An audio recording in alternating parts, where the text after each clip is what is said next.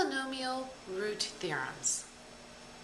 Before we get started, I just want to remind you that you will be expected to take Cornell notes with this. So that at any time, if you would like to rewind or pause or go back and redo the whole thing, the whole video again, you're more than welcome to.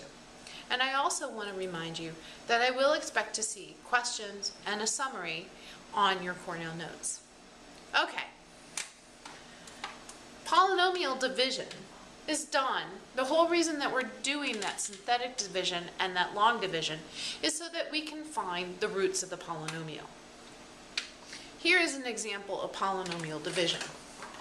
We have 2x cubed minus 2x plus 2x plus 5 equals 0. And we are going to test to see if a equals -1 is a root. So we're looking for to test whether -1 is a root.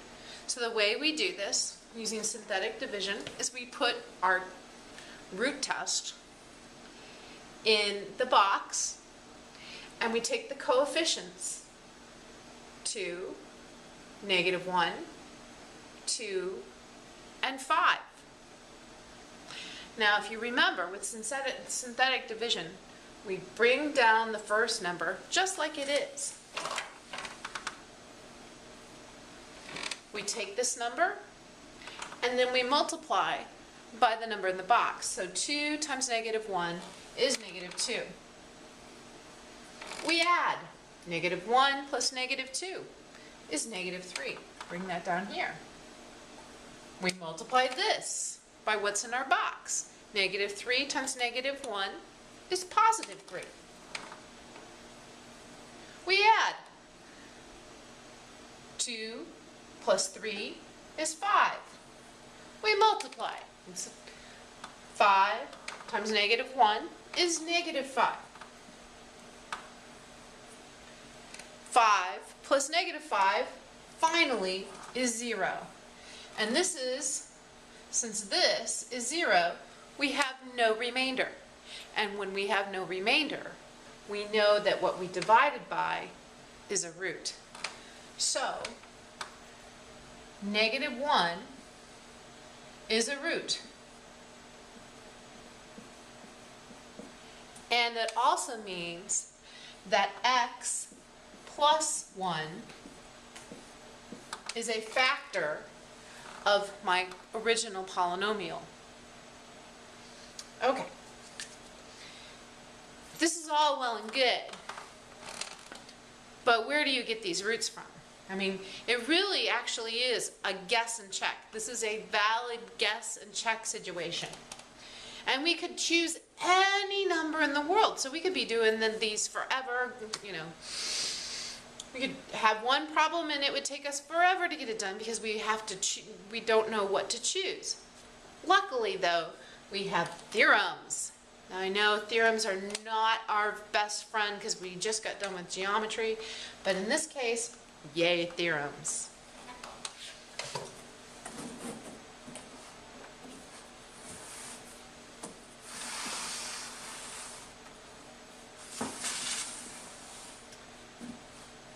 We have 3 theorems. The first one is the fundamental theorem of algebra. It states that if a polynomial is n degrees, you remember that's the exponent on the leading coefficient or the leading term, then it has exactly n roots. So that degree of the polynomial will tell us how many roots it has. Pretty cool. So, in other words, if I have this one, 4x to the third minus 7x minus 3 equals 0, I know that because this is a third degree polynomial, and if you remember that means it's cubic, it will have 3 roots. Pretty cool. So at least now we'll know when we're done finding them.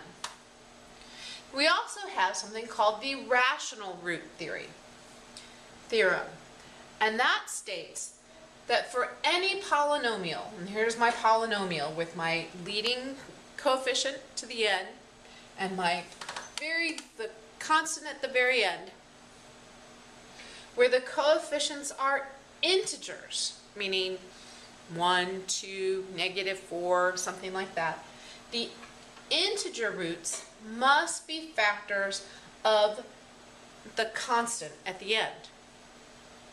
And the rational roots, which are things like fractions, must be the reduced form of the factors of the end number and factors of your coefficient of your leading term.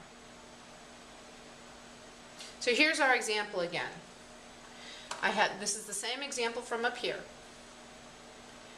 So if I look at it, my rational roots must either be factors of -3, which should be negative right here, -3, and the only roots, or the only factors of -3 are 1 and 3, except that it could be +1 or -1, +3 or -3.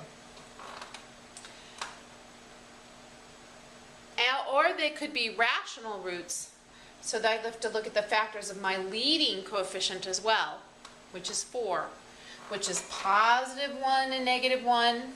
What else goes into 4? +2 and -2, and +4 and -4. So all of my rational factors have to be some form of this. So I can go 1 over 1, which is 1. +1 over -1.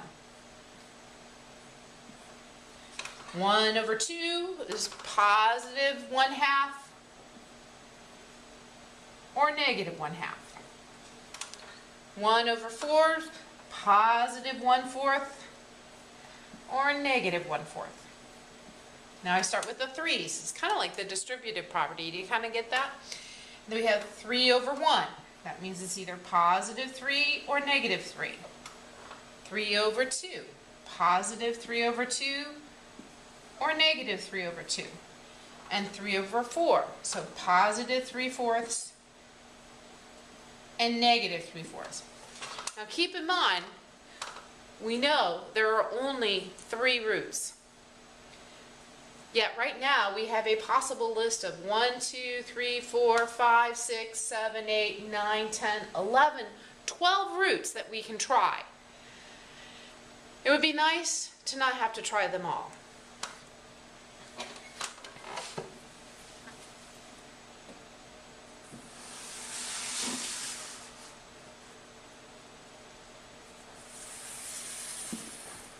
So how do we find out which roots are actually the roots we're using?